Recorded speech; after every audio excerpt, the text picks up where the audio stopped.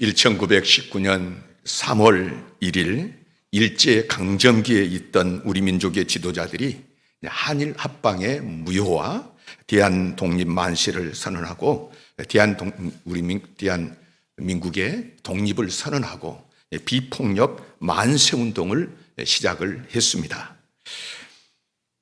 매년 우리가 3월 1일이면 3.1절을 그것을 기억하면서 이제 우리가 지키고 있는데요. 올해 3.1절에는 뉴스에도 많이 나왔지만은 기가 막힌 일이 있었습니다. 정부 청사가 있는 세종시 한 아파트에 사는 30대 부부가 태극기를 개양하는 것이 아니라 일장기를 아파트에다가 개양했습니다. 그래서 변명하기는 일본과 잘 지냈으면 하는 마음에서 그랬다는 것입니다. 그렇죠? 일본과 우리가 잘 지내야 합니다. 그러나 3.1절을 기념하는 것은 일본과의 문제만이 아닙니다. 주권의 문제입니다. 그때처럼 다시는 주권을 빼앗기지 말자. 나라 없는 민족으로 살지 말자는 것입니다. 그때 우리 민족의 주권을 빼앗은 나라가 일본인데 그날에 일장기를 건다는 것은 주권을 빼앗긴 그것을 우리가 인정하고 합당하게 생각하는 그런 것이었다고 하면 빗나가도 한참 빗나간 것입니다. 몰라서 그랬겠지 하면서도 안타깝기가 그지 없습니다. 한 나라가 있다라고 말할 때 적어도 세 가지가 있어야 한다고 말합니다. 첫째, 국민이 있어야 합니다. 이것이 우리나라다 하고 생각하는 사람들이 있어야 합니다. 둘째, 영토가 있어야 합니다. 유대인들이 천수백 년 동안 영토 없이 여러 나라에 흩어져 살 때 누구도 그 나라를 인정하지 않았습니다. 누구나 알아볼 수 있는 영토가 있어야 나라로 인정받는 것입니다. 셋째, 주권이 있어야 합니다. 영토가 있고 국민이 있으나 다른 나라의 식민지로 살고 있으면 그것은 나라가 있다라고 말할 수 없는 것입니다. 우리나라가 일본에 의해 강점되어 있을 때 우리나라는 없는 것과 같았습니다. 그때 역사를 보면 중국이나 또 러시아나 미국이나 세계 각국에 흩어져 살고 있던 우리 동포들이 나라 없는 서름, 그 나라 없다고 무시당하고 차별받는 것은 지금으로서는 상상할 수도 없는 그런 일들을 겪었다고 많이 책에다가 글로 기록하고 있는 것을 보게 됩니다. 성경에서 하나님 나라라는 말을 사용하는 이유도 이 세 가지 요소를 다 가지고 있기 때문입니다. 첫째, 그 나라의 주권, 그 통치권이 하나님께 있습니다. 둘째, 그 나라에는 국민이 있습니다. 하나님을 진정한 왕으로 섬기는 사람들이 그 나라 국민들입니다. 셋째, 그 나라에는 영토가 있습니다. 이렇게 말씀을 드리면 어떤 분들은 영토라니 하나님 나라의 영토를 가지고 있다고 하면서 의아해 하시는 분들이 계실 것입니다. 우리가 보통 영토라는 말을 쓸 때에는 지구상의 어떤 공간을 생각을 합니다. 하지만 세계 지도를 앞에 놓고 아무리 살펴봐도 하나님 나라를 찾을 수 없습니다. 오늘 주신 본문에 예수님께서 하신 말씀을 보면 하나님 나라의 영토가 이 땅에 없는 것은 당연한 것입니다. 예수님께서 빌라도에게 최후의 신문을 받을 때 빌라도가 묻습니다. 너가 유대인의 왕이냐? 그러자 예수님께서 이렇게 대답하십니다. 내 나라는 이 세상에 속한 것이 아니니라.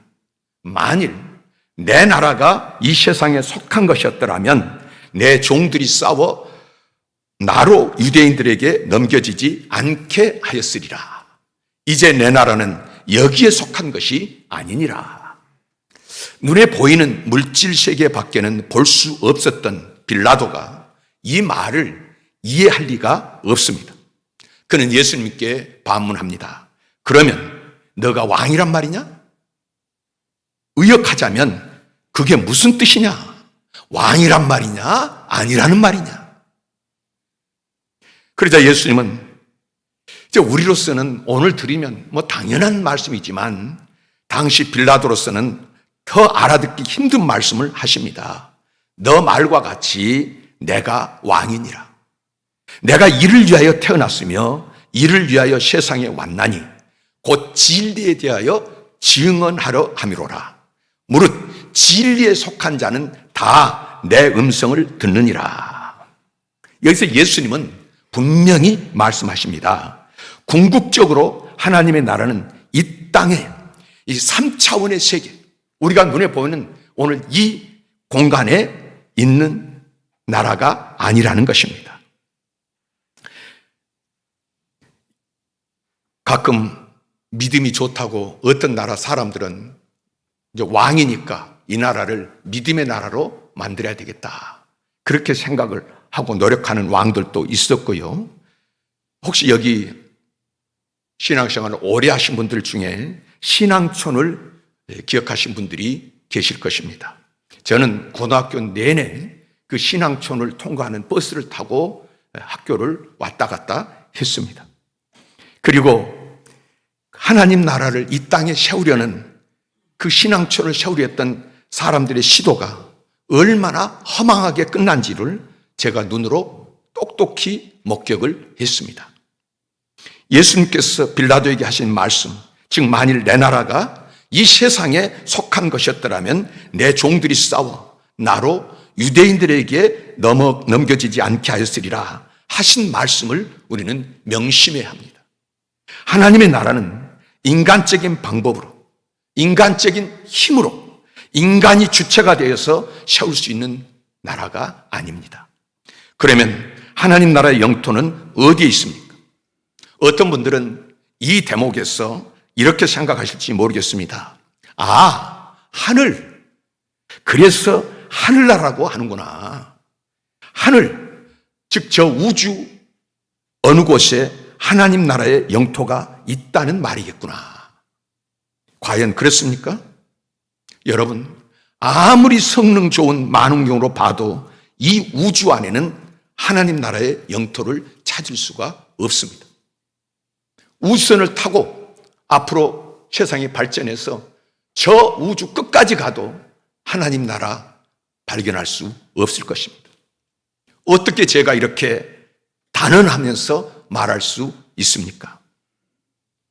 성경에서 하늘나라, 하나님의 나라는 그런 뜻이 아니기 때문입니다. 하늘을 의미하는 헬라어 말은 우라노스인데요. 신약 성경에서 이 단어가 256번이 나옵니다. 영어 성경 번역을 보면은 그걸 기준으로 하면 이제 스카이라고 하는 번역된 단어가 22번이 있고요. 나머지 234번은 헤븐으로 번역이 되어 있습니다. 스카이와 이 헤븐은 동의어이기는 하지만은 쓰임새가 다른데요. 스카이는 창공, 오늘 밖에 나가서 우리가 이렇게 쳐다보면 보이는 그 공간, 이 창공을 가리키는 것이고, 헤븐은 하나님 나라의 영역을 비유하는 데 사용됩니다. 인간의 영역과 다른 하나님의 영역을 가리킬 때 헤븐이라고 말하는 것입니다. 신학자 칼 바르트는 로마서 주석에서 하나님은 하늘에 계시고 인간은 땅에 있다 하고 선언했습니다. 이 말은 하나님이 우주 어딘가에 계신다는 뜻이 아닙니다. 하나님은 인간과는 전적으로 다른 차원에 계신다는 뜻입니다. 우리 주님께서 이렇게 기도하라 하시면서 가르쳐 주신 기도 중에 하늘에 계신 우리 아버지, 이것은 창공에 계신 우리 아버지 혹은 우주 저편에 계신 우리 아버지가 아닙니다. 하나님 나라의 영토는 하늘이지 우주 어딘가가 아니라는 말입니다. 그래서 우주선을 타고 아무리 돌아다녀도 이 하늘나라, 하나님 계신 하늘을 찾을 수 없다는 것입니다. 하나님이 계신 하늘, 물리적인 공간을 초월하는 그 영역, 이 물리적인 공간을 초월하는 그 영역을 가리키는 것입니다. 이렇게 말씀드리면 어떤 분들은 예수님을 신문하던 그 빌라도만큼이나 깝깝하실 것입니다. 아니, 그래서 하나님 나라의 영토가 있다는 말입니까? 없다는 말입니까? 물리적인 공간을 초월해서 존재하는 하나님의 영역이 어떤 것입니까? 궁금해하는 심정 이해합니다마는 예수님도 빌라도만큼이나 답답하셨을 것입니다. 이 물질 세계밖에 아는 것이 없는 영적 세계에 대해서 전혀 깜깜한 그 사람에게 무슨 말을 해줘야 그가 이해를 하고 받아들일 수 있겠습니까? 여러분, 하나님 나라에도 분명히 영토가 있습니다. 그런데 그 영토는 이 지구상에 존재하지도 않고 우주 어느 한편에 존재하지도 않습니다. 그렇다면 그 영토는 어디에 어떤 방식으로 존재하는 것일까요? 과연 우리가 현재 경험하는 이 3차원 공간과는 다른 공간이 존재한다는 말을 우리가 어떻게 이해할 수 있겠습니까? 과거 사람들은 이제 이 질문을 풀기가 어려웠습니다. 이 3차원 공간 외에는 다른 공간에 대한 경험이 없었기 때문이죠. 하지만 오늘날 우리는 다른 차원의 공간을 오늘 경험하고 살고 있습니다. 컴퓨터를 통해서 과거에는 상상도 하지 못했던 이 다른 공간 체험을 하고 있는데요. 사이버 스페이스, 컴퓨터 통신망 안에 존재하는 가상 공간이 있습니다. 가상 공간, 말 그대로 보이지는 않지만 실제로 존재하는 그런 공간입니다. 우리가 그동안 경험하지 못했던 다른 공간이죠. 제가 학교 다닐 때 돌아다니는 이제 그때 했던 우스갯소리가 있습니다. 용돈이 필요한 어느 자녀가 돈 달라고 하면 부모님이 안 주시니까 하루는 엄마, 나 영어 사전 사야 되는데 돈 주세요 하니까 뭐 공부하는데 필요한 사전 산다는데 그래? 하면서 사전 사라고 돈을 줬습니다. 얼마 있다가 엄마, 나 콘사이스 사야 하니까 돈 주세요. 그렇게 해서 돈을 또 받아냈습니다. 또 얼마 있다가 엄마, 나 딕셔너리 사야 하니까 돈을 주세요 하고는 또 돈을 받아냈다는 것입니다. 예전에는요, 우리가 학교 다닐 때는 가방 안에 사전이 몇 개씩 들어 있었습니다. 그래서 뭐 영어 사전도 있었고 독일어 사전도 있었고 우리 뭐 학교에서 그거 배우니까 그리고 이제 여러 가지 그런 사전이 이제 또 몇 개씩 있었는데 제가 전번에 집을 이사하면서 저희 집에 있던 제가 그거 마련할 때는요 3년씩 할부로 주고 뭐 무슨 대백과사전 해가지고 수십 권씩 참 그 할부 갚느라고 고생 많이 했는데 물론 제가 고생한 건 아닙니다만은 누가 있는데 하여튼 그렇게 해서 그렇게 마련한 그 사전을 다 이제 버렸습니다. 그리고 이번에 설교 준비하면서 또 이렇게 제가 우리 서재를 이렇게 한번 이렇게 쭉 돌아보니까요. 아직도 무슨 헬라어 대사전, 히브리어 대사전, 뭐 기독교 무슨 백과사전, 성경 용어 사전, 사전이 이게 수십 권이 아직도 있습니다. 그런데 제가 요즘은 물론 그 원어 사전은 이제 다른 데 없으니까 그거 가끔 쳐다보지만은 다른 사전은 거의 보는 경우가 없습니다. 왜요? 컴퓨터를 켜기만 하고 연결만 하면은 몇백만 권, 몇천 페이지가 되는, 몇천만 페이지가 되는 책이나 자료를 제 마음대로 꺼내어 볼 수가 있습니다. 이것을 어떻게 가상 공간이라고 할 수 있겠습니까? 엄연한 현실 공간입니다. 그동안 우리가 경험했던 공간과 다를 뿐이죠. 이런 세상에 살면서 매일같이 새로운 공간을 경험하고 또한 그 공간을 이용하는 사람이라면 우리가 물리적으로 경험하는 3차원 공간 외에는 다른 공간은 없다. 이렇게 말할 수 없을 것입니다. 이 지구상에도 없고 저 우주 공간에도 없지만은 3차원을 초월한 우리의 인식 능력으로는 알아볼 수 없는 그런 하나님의 영역, 즉 하나님의 나라가 있음을 인정해야 한다는 말씀입니다. 만일 그런 공간이 존재한다고 생각하는 것은 무식한 것이고 비과학적이다 하고 말한다면 그 사람이야말로 시대에 뒤떨어진 비과학적인 사람이고 무식한 사람이라고 할 수 있습니다. 인간이 하나님의 공간, 즉 하늘을 경험하는 것은 영적으로 그 나라와 접속할 때에 가능합니다. 저는 이 컴퓨터나 사이버 기기를 다루는데 상당히 미숙합니다. 그래서 이제 가끔 우리 아이들이나 또 부목사님들 도움을 받기도 하는데, 이제 제가 부탁을 하면 우리 아이들도 야, 이런 것도 이렇게 쉬운 것 이걸 못 하실까 하면서 답답해 할 것이고요. 우리 부목사님들도 참 이런 것도 못 하시다니 굉장히 답답해 할 것입니다. 그러나 여러분, 요즘은 은행 거래도요, 집에 앉아서 핸드폰이나 컴퓨터로 다 하지 않습니까? 인터넷 접속에 미숙한 사람은 여러 가지로 불편한 것이 사실입니다. 많은 혜택을 누리지 못하고 그 많은 혜택을 놓치고 사는 것입니다. 저는 가끔 어떤 분이 이 핸드폰으로 선물을 보냈다고, 그 선물 보낸 거예요. 근데 그걸 한 번도 써먹어보지를 못했어요. 근데 한참 어떻게 이게 뭔지를 모르니까, 어떻게 할지를 모르니까 이제 시간이 지나니까 기간이 지났습니다. 모르면 그 안에 담겨져 있는 것들을 누리지를 못하는 거예요. 현실로 쓸 수 있는 건데.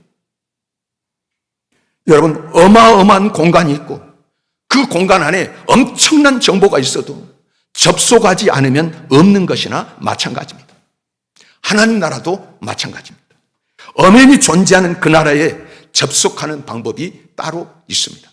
성경에 보면 많은 믿음의 사람들이 영적으로 그 나라에 접속해서 그 나라를 경험한 이야기들이 기록되어 있습니다.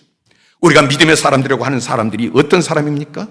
하나님을 만나고요, 환상을 보고요, 계시를 받고요, 하나님의 말씀을 듣고요, 또 기적을 경험하고요, 예언을 하고요, 방언을 하고요, 성령에 사로잡혀서 육안으로 보지 못한 것들을 보고 귀로 듣지 못한 것들을 들었습니다.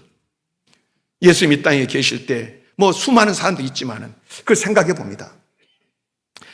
혈루증으로 18년 동안 고생했던 여인이 성경에 보면 어떻게 기록되어 있습니까? 많은 사람에게 가서 시달림을 받고 고생을 하고 그 다음에 있는 것을 다 허비했다. 이 공간에서, 이 세상에서 해결 못했다는 거예요. 안 되는 거예요. 그런데 예수님 이야기를 듣고 그 옷가에 손만 대면 나을 것이다 하는 믿음이 생겨서 손을 댔더니, 모르게 됐는데, 가시던 분이 누가 내 옷에 손을 대느냐. 이럴 때 도대체 이 세계는 어떤 세계란 말입니까? 거기서 흘러나오는 능력은 어떤 능력입니까?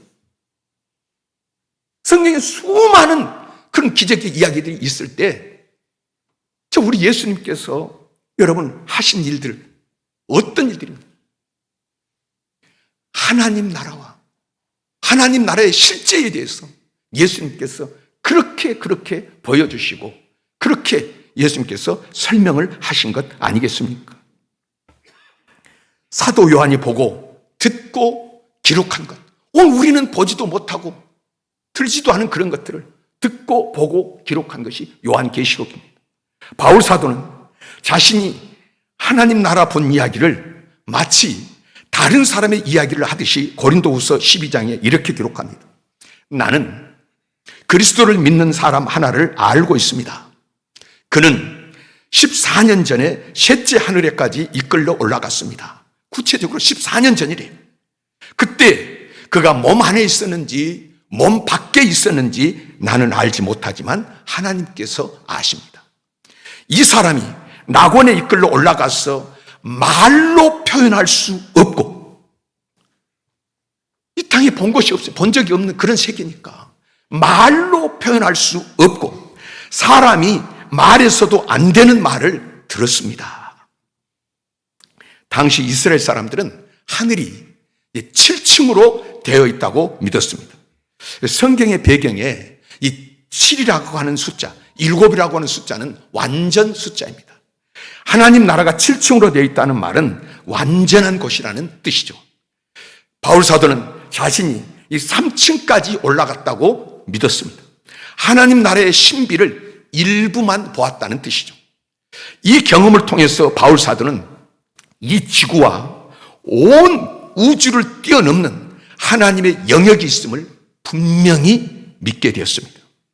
이런 체험은 이제 성경이 다 그런 체험을 하신 분들의 이 성령의 감동으로 쓰였지만 성경이 쓰여지고 난 후에도 지금도 이런 체험이 계속 일어나고 있고 저도 목회하면서 수많은 그런 이야기들을 듣습니다.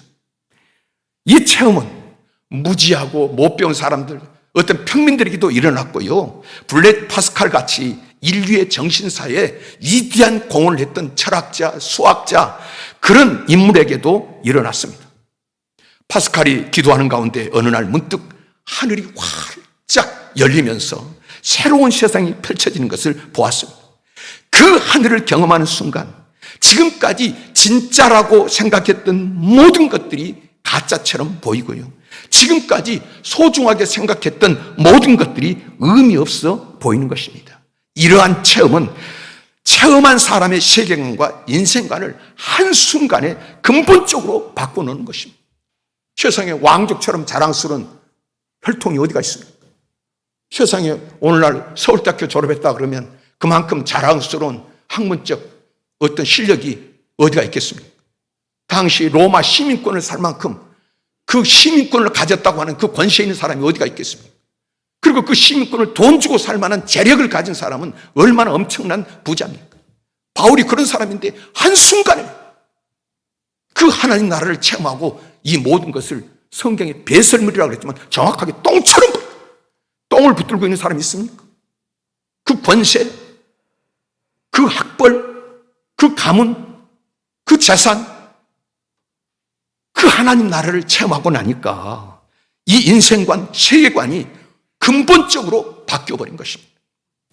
물론 누구에게나 언제나 똑같은 방법으로 하나님 나라를 경험하는 일이 일어나는 것은 아닙니다. 믿기는 하지만은 그런 체험 구하지 않은 사람도 있고 또 애써 구하지만은 그런 어떤 체험이라고 할 만한 것이 없는 사람도 있습니다. 그것 때문에 많은 사람들이 이제 실망을 하기도 합니다만은 그런 체험이 없다 하더라도 중요한 것은 하나님 나라에 대한 믿음입니다.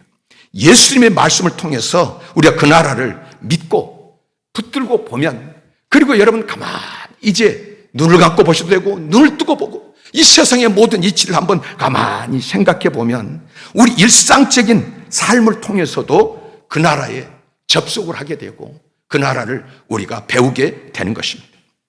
예수님께서는 오늘 본문을 통해서 궁금해하고 의아해하는 빌라도에게 내 말과 같이 내가 왕이니라 하시면서 말씀하십니다. 내가 이를 위하여 태어났고 이를 위하여 세상에 왔나니 곧 진리에 대하여 증언하려 함이로라. 내가 이를 위하여 태어났고 왕이라고 하시면서 왕 대교에서 태어났다 하는 말은 이것은 영이신 하나님이 하나님 영이시라는 성경 그런데 육을 입고 인카네이션 성육신 했다. 그래서 성육신함으로 고난을 당하고 고통을 당하고 십자가를 지셨다는 거예요. 그래서 이를 위해서 내가 태어났고 이를 위하여 세상에 왔나니 오신 곳이 왔다는 말은 도착한 곳이 있으니까 출발한 곳이 있습니다. 그 출발한 곳이 세상에 왔다는 말은 이 3차원 세계에 있다가 오신 것이 아니고요. 주님이 말씀하시는 하나님 나라, 영의 나라에서 주님이 오셨다는 거예요. 왔나니. 그러면서 진리에 대하여 증언하려 함이로다. 하나님 나라는 진리라는 거예요. 진리는 변하는 것이 아닙니다. 진리는 뭐 그냥 없는 것이 있는 것이 아니고요. 진리는 세월이 아무리 가도 사람들이 있다 없다 말해도요. 그 나라는 변하거나 없어지는 것이 아닙니다. 너무도 분명한 사실이라는 것입니다. 바꿀 수도 없고 사라지지 않는 진리. 이를 위해서 예수님이 오셨다는 거예요. 그래서 무릇 진리에 속한 자는 내 음성을 듣느니라. 하나님 나라에 속한 자는 내 음성, 하나님 나라에 대해서 듣고 믿고 따라가는 것입니다. 하나님 나라는 여러분 가상의 공간도 아니고요. 공상의 공간도 아닙니다. 엄연한 현실이요 실제입니다. 그 옛날 다윗은 자기가 경험한 그 나라를 시편 139편 7절에서 10절에 이렇게 적어 놓았습니다.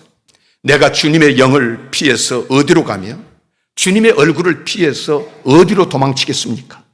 내가 하늘에 올라가더라도 주님께서는 거기 계시고 수월의 자리를 펼지라도 주님은 거기에도 계십니다. 내가 저 동력 너머로 날아가거나 바닷끝 서쪽으로 가서 거기에 머무를지라도 거기에도 주님의 손이 나를 인도하시고 주님의 오른손이 나를 힘있게 붙들어 주십니다. 주님의 나라의 영역과 그 주님 나라의 그 주권, 통치권을 가지고 계신 그 주님에 대해서 고백을 하는데요. 자신이 본 것을 누구에게 말해주고 싶은데 그래서 다른 사람들도 그 영적인 현실을 보게 하고 만족스럽게 그것을 표현할 방법을 알면 좋겠는데 그걸 찾기도 어렵고 또 마땅한 방법을 찾아서 그 사람에게 내가 체험한 것, 내가 본 것, 아는 것을 설명을 해줘도 듣는 사람들이 그것을 믿어주지를 않을 때 얼마나 안타깝고 참 안타까운 일입니까? 2011년 5월 스티븐 호킹 아시죠? 유명한 물리학자. 스티븐 호킹이 하나님 나라에 대한 이야기는 모두 어두움을 두려워하는 인간들이 만들어낸 동화일 뿐이다 하고 이야기했습니다. 그때 이 시대의 최고의 신학자로 평가받는 톰 나이트가 평을 했습니다. 하나님 나라 그거 만들어낸 이야기다. 하나님이 어디 있느냐. 톰 나이트는 이 스티븐 호킹이 물리적인 공간으로서의 천국을 생각했기에 그런 것이 없다고 했는데 하나님 나라가 우주 공간이 어디 있느냐 말이에요. 이 세상에 어디 있느냐 하고 호킹이 없다고 그런 이야기를 했는데 그렇게 천국에 대해서 말하는 것 나도 신학자인 나도 그런 천국은 믿지 않는다. 그러면서 스티븐 호킹이 천국에 대한 예수님의 가르침을 진지하게 생각해 보기 전에는 그가 천국에 대해서 무슨 말을 하든지 천국에 대해서 하는 것은 신학자인 자신이 원자 물리학에 대해서 말하는 것과 같다. 나는 스티븐 호킹 원자 물리학에 대해서 말하는 것 나는 그것도 가짜라고 생각한다. 나도 안 믿는다 그 말이에요. 너도 그렇게 예수님의 말을 진지하게 생각 못하고 안 믿으면 그렇습니다. 하나님 나라의 영토에 대해서 믿을 만한 말을 해줄 사람은 스티븐 호킹도 아니고요. 물리학자도 아니고요. 우주 비행사도 아니고요. 우주 과학자도 아니고 오지 탐험가도 아닙니다. 과학자가 말하면 무엇이든지 믿는 우리 시대의 풍조. 전 늘 학교 다니면서 그런 생각을 합니다. 늘 과학 시간에 배울 때 무슨 그 과학의 어떤 과학이라고 하는 것은 어떤 것입니까? 반복적인 실험을 통해서 똑같은 결과가 나오면 그것은 어떤 실증 증거로 이렇게 이야기를 하는데 그런데 과학자들 하는 이야기들 많은 것들이 무슨 우주 폭발 빅뱅 못 봤으니까. 언제 수십억 년 전에 가본 사람이 있고 그것들을 어디 과학적으로 실험해가지고 결과 도출한 사람이 있습니까? 그런데 그것을 하는데 그 설을 진리라고 진실이라고 믿고 그걸 가지고 시험을 보고 학교에서 우리가 그런 세상에 살고 있습니다. 과학자가 말하면 여러분 진실입니까? 진리입니까? 처음부터 영적 세계를 완전히 무시하고 물질 세계만 연구하는 과학자가 영적 세계에 대한 말을 어떻게 믿을 수 있겠습니까? 영적 세계. 저는 저희 어머님을 믿습니다. 저희 어머님이 저한테 무슨 거짓말 할 일도 없고요. 그리고 없는 것을 만들어서 이야기할 수도 없습니다. 근데 저희 어머님이 제가 근래에도 자주 그런 말씀 하시는데 처음에 결혼해가지고 막 시집에 오셨는데 이제 얼마 있다가 꿈을 꿨다는 거예요. 꿈을 꿨는데 그 집 대문 저쪽 밖에서 하얀 도포를 입은 분이 이렇게 건장한 분이 들어오시더라는 거예요. 그래서 우리 시골만 아이고 한해 누굽니까? 그런 거예요. 우리 시골 할아버지를 한해라고. 누굽니까? 그랬더니 그때 이제 시아버지는 살아계시고 시할아버지는 본 적도 없지. 언제 봤? 모르니까. 시할아버지 본 적도 없는데 내가 네 할아버지다. 그러니까 그러면서 왜 나를 안 만나냐 그러면서. 그래서 깜짝 놀래가지고 멍석을 거기다 펴고 엎드려서 절을 했다는 거예요. 그리고 깼는데 이게 너무 생생하니까. 그래서 내가 이런 꿈을 꿨다. 그런데 한 해라고 그러는데, 그러니까 옆에서 물어볼 거 아니에요, 시댁 식구들이. 어떻게 생겼더냐? 어떤 풍채가 어떠냐? 얼굴이 어떻더냐? 그러니까는 이제 주변에 누구 같이 생겼고, 키는 얼마나 하고, 어떻고, 이렇게 그러니까. 그게 할아버지다 그러더라고요. 본 적도 없고, 안 적도 없고요. 물론, 우리 어머님이 뭐 그때는 예수를 믿기 전이니까 귀신의 역사인지, 우리가 이제 어떤 하나님 뭔가 보여주신 건지 모르지만은, 그 전혀 보지도 못하고 듣지도 못합니다. 눈에 생생하게 그렇게 보여주고 그분을 만날 수 있는 이 세계가 여러분 무슨 세계입니까? 그 없다고 할 수 있습니까? 영적 세계에 대한 진실을 말할 수 있는 사람은요, 그것에서 오신 분이 언제든지 그것을 말씀해 주시는 것입니다. 우리 예수님께서 이 땅에 오셔서 첫 사역이 뭐라 그랬습니까? 회개하라. 천국이 가까운 하나님 나라에 대해서 마지막 승천하시기 직전에 하나님 나라에 대해서 말씀하시니라. 그리고 그 모든 공생의 사역 기간 동안에 예수님의 가르침은 천국은 마치 비유로 왜 못 알아들으니까 못 봤습니다. 비유로 말씀하시고 그 다음에 그 하나님 나라 그 영의 세계의 영적인 능력을 가지고서 어떻게 소경이 눈을 뜹니까? 당시 나병 환자 어떻게 고침을 받습니까? 어떻게 죽은 자가 살아납니까? 어떻게 바람과 바다가 잔잔해집니까? 명령한다. 근데 예수님은 하나님 나라의 능력을 이 땅에 계시면서 끌고 와서 보여주신 거예요. 늘 그것을 보여주시고 그리고 끝까지 지금까지 하나님은 살아계시고 나는 그 하나님이 보내서 왔다. 그 하나님은 지금도 일하고 계신다. 하나님을 믿으니 나를 믿으라. 예수님이 수없이 말씀하신 것입니다. 여러분, 하나님 나라는 영원한 나라입니다. 그 나라는 우리가 더 한다고 해서 더 커질 것도 아니고요. 우리가 어떻게 한다고 해서 하나님 나라가 훼손되는 것도 아닙니다. 뭐 여러분들이 교회를 다 떠나고 부인한다고 해서 하나님 나라가 없어지는 것도 아닙니다. 하나님 나라, 그 하나님 나라는 예수 그리스도 안에서 저와 여러분들에게 열려 있는 줄 믿으시기를 바랍니다. 그 영원한 나라의 임금이신 하나님께서 저와 여러분들을 기억하고 계시고 이 땅에 오셔서는 저와 여러분들을 해방시키기 위해서 마귀의 일을 멸하려 합니다. 세상 임금을 쫓아내려 합니다. 그 예수님께서 이 땅에 오셔서 하신 사역의 내용입니다. 여러분, 예수 그리스도 안에서 저와 여러분들은 이미 그 나라의 시민, 백성이고 상속자인 줄 믿으시기를 바랍니다. 우리가 충분히 자각하지 못해서 그렇지 이거 보통 일이 아니지 않습니까? 그것을 분명히 인식하고 나면 내 자신이 달라져 보이고 행동하는 것이 달라지게 되어 있습니다.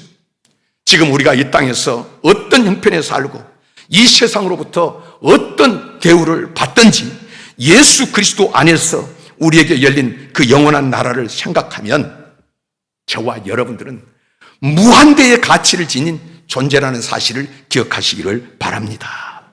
한없이 소중하고요, 한없이 귀한 존재가 바로 예수 그리스도 안에 있는 하나님 나라의 백성인 것입니다. 예수를 왕 삼는 사람들의 위치가 바로 그것인 것입니다. 여러분, 어떤 분이 이 시대에 인터넷이 우리의 이 중요한 삶의 지금 일부가 된 이 시대에 나는 그런 것과 상관없이 살 거야 하고 말할 수 있습니다.